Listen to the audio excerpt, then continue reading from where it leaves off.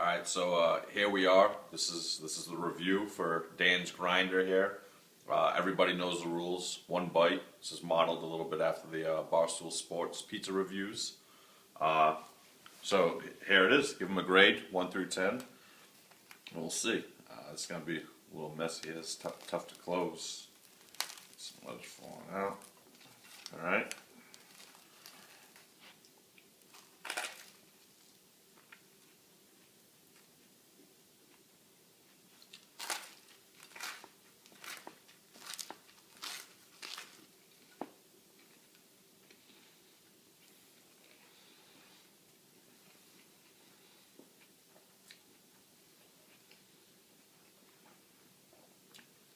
Good crunch. Crunch is there. I was going to deduct points for the crunch, but it's there. 8.7.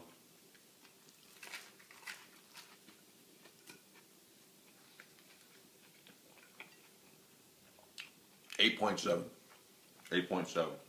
That's good. That's a good score. Good score. Real messy. Lettuce falling out everywhere. All over my face. Good though. Damn good sandwich.